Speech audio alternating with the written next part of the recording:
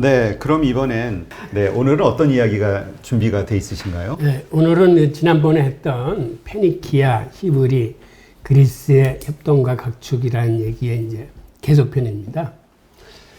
우선 히브리 왕국이 어떻게 발전한 그 계기를 보면 우리가 성경에서 잘 알다시피 다윗이 골리앗을 이기는 싸움 장면이 나옵니다. 그런데 성경에서는 어린 다윗이 거인 골리앗하고 붙어가지고 굉장히 힘든 싸움을 했다라고 기술되어 있는데 사실은 논리적으로 보면은 그렇진 않아요. 왜 그러냐면 무기라는 건 사거리가 길수록 더 유용하고 위협적입니다. 그래서 검보다는 멀리 날아가는 창이 더 위협적이고 창보다는 그보다 멀리 날아가는 돌멩이가 더 위협적이에요. 그리고 돌멩이보다는 그보다 멀리 날아가는 활이 더 위협적인 거예요. 그러니까 검과 창을 갖고 싸우는 골리앗에 비해서 다윗이 사실은 머리를 잘 쓴 거죠. 그보다 훨씬 멀리 날아가는 돌팔매질로 싸워가지고 그 돌을 골리앗의 이마에 맞춰서 이제 승리할 수 있었던 겁니다. 사실 다윗이 왕이 되고 나서 이스라엘 영토를 지금 이스라엘의 5배 정도 더 크게 아주 거대한 왕국으로 정복을 합니다. 그런데 이렇게 정복하기까지는 다윗 왕국의 군사력이 큰 목을 했어요. 근데 그 군사력이라는 게 바로 다윗이 썼던 돌팔매 부대를 만들어서 그 부대가 첨단 부대의 그 역할을 했습니다.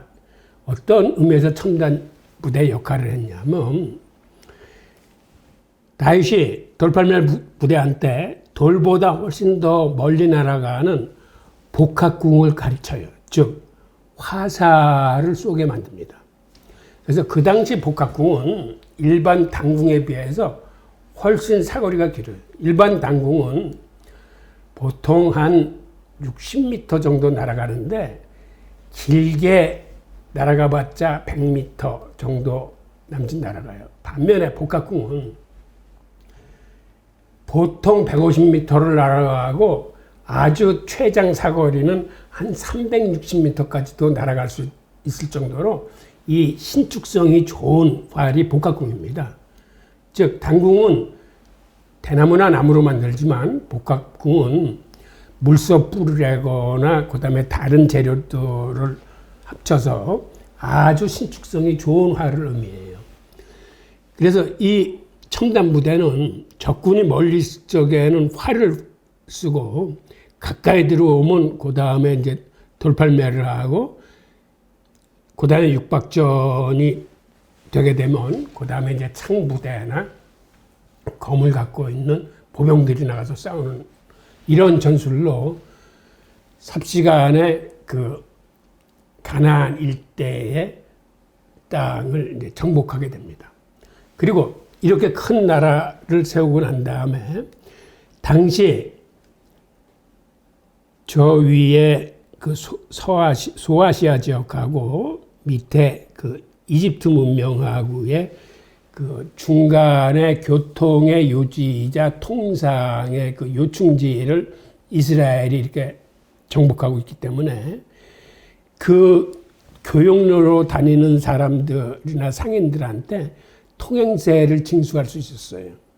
그리고 다윗이 정복한 지역을 보면 대부분 주요 광산이나 주요 항구나 이게 통상하고 관계되는, 즉 돈하고 관계되는 지역을 다윗이 많이 정복하게 됩니다. 그래서 다윗 왕국 시절에는 그 교역로 세 곳에서 거두리는 이런 통행세하고 그 다음에 주요 광산, 철광산, 구리광산, 그 다음에는 소금의 산지인 그 소금 계곡 등을 정복함으로써 경제적으로 굉장히 강국이 됩니다. 그리고 그의 아들인 솔로몬 시대에 와서는 그 해안가 주변에 살던 가나안 사람들, 즉 나중에 그리스인들이 페니키아라고 불렀던 그쪽하고 동맹 관계를 맺어가지고 그 해안가 사람들은 큰 배를 만들어가지고 지중해 교육을 할 때예요. 그래서 히브리 왕국도 같이 다시스 상선을 만들어가지고 스페인하고 이렇게 교육을 했습니다. 당시로서는 해상교육에 가장 먼저 뛰어들었던 나라가 가나안 사람들인데, 가나안 사람들을 두 부류로 나눌 수 있는데, 해안가에 살면서 해상교육을 했던 사람들을, 그리스 사람들은 이 사람들을 페니키아라고 불렀고, 그 고지대에 살던 가나안 사람들은 히브리 사람들이라고 불렀는데, 사실은 똑같은 셈족의 가나안 사람들인데, 이 두 셈족이 굉장히 서로 친했고 그 협력을 잘했어요. 그래서 지중해 다시스 상선뿐만 아니라 히브리 왕국은 홍해 쪽으로 나 있는 항구를 그 페니키아의 두로 왕한테 빌려주면서 그 항구를 공동 사용해서 인도양을 거쳐 홍해를 거쳐서 인도양 쪽으로의 어떤 그 해상 교육도 하게 됩니다. 그리고 그때 이미 중국까지도 갔다 왔다는 기록이 있어요. 그 다음에 철광산이나 구리광산을 공동 개발을 해가지고 그 많은 그러한 그 무기나 그 배 만들 때 어떤 그 연결쇠 같은 이러한 것들을 이제 개발하게 되죠. 그 다음에는 예루살렘 성전과 그 왕궁을 지을 적에 그 페니키아로부터 그 백향목을 수입을 합니다. 그리고 성경에 보면 그 백향목을 수입을 하면서 그 반대급부로 땅을 떼줘요. 그래서 하나님한테 또 혼나는 그 대목이 나오는데, 그런 식으로 페니키아하고 히브리는 서로 같이 이제 공생관계를 이루어 나갔고, 나중에 솔로몬 사후에 히브리 왕국은 분열됩니다.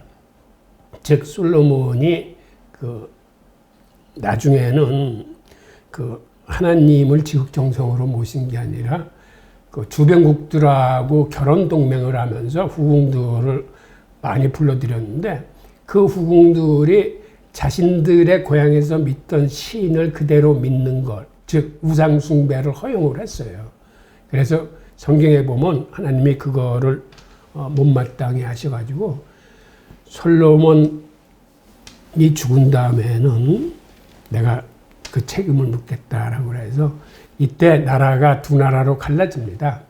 그래서 북쪽으로 이스라엘 왕국이 생기는데, 이때 10지파가 이스라엘 왕국 쪽으로 가고 유다 지파하고 벤자민 지파 두 지파가 남쪽에 유다 왕국을 건설해요.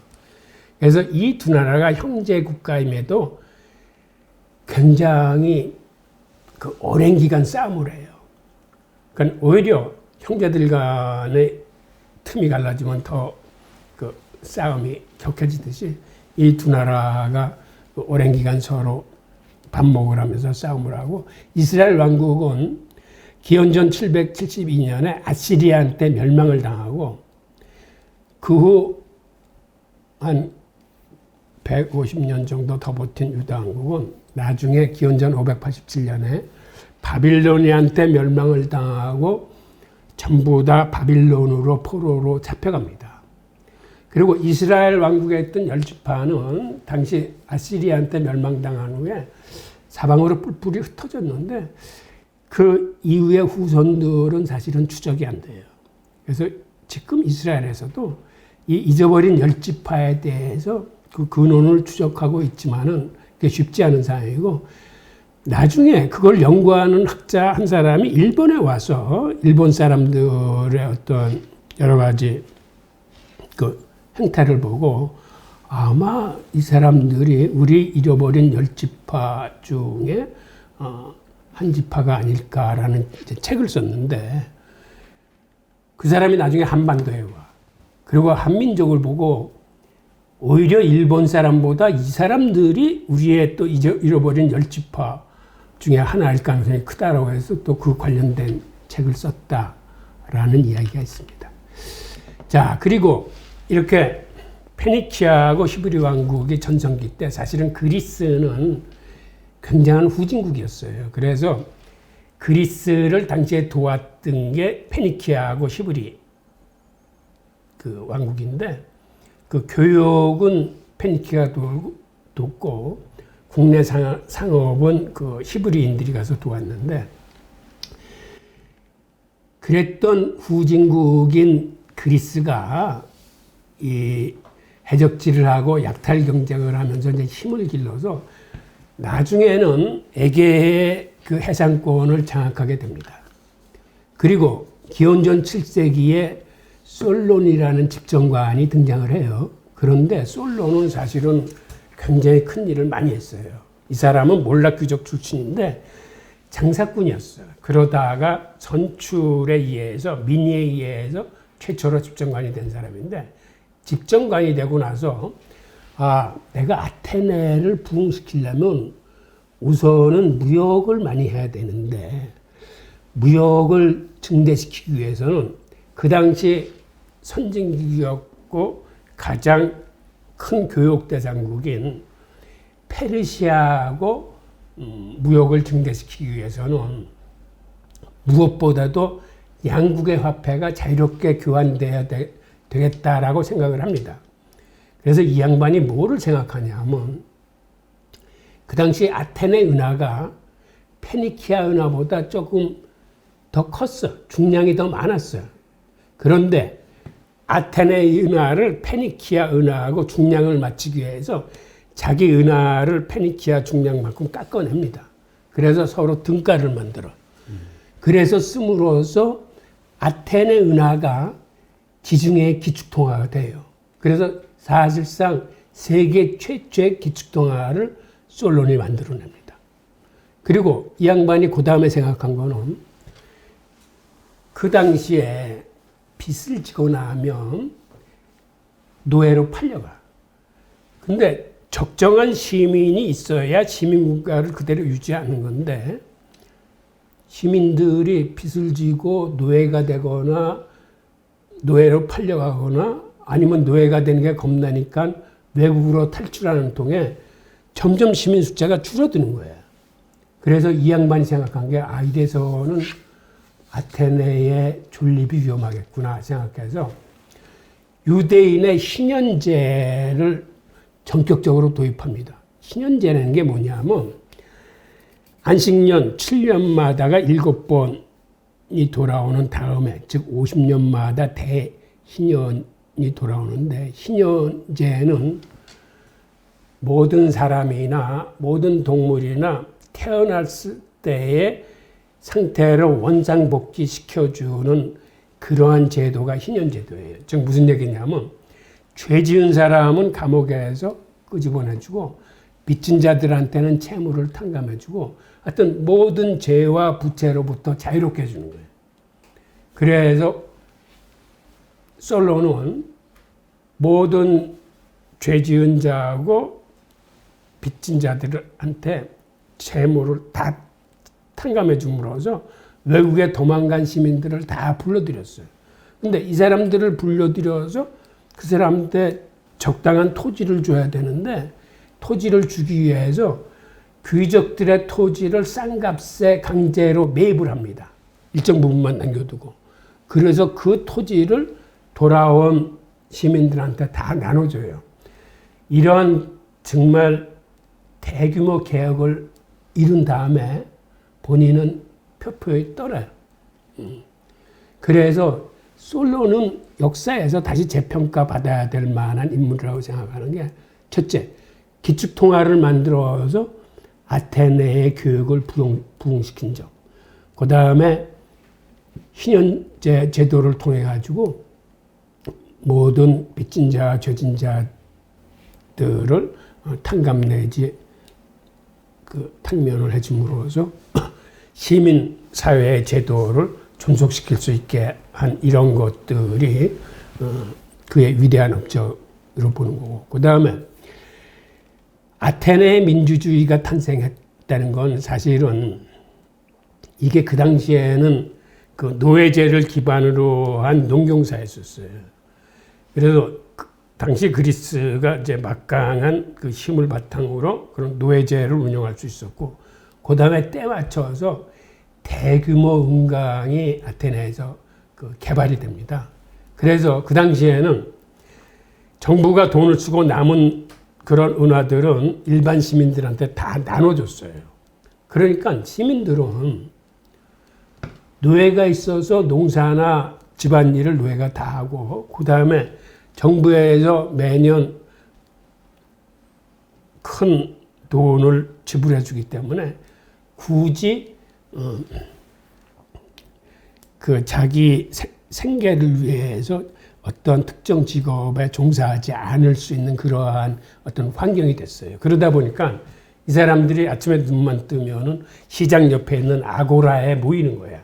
그래서 많은 토론들을 해요.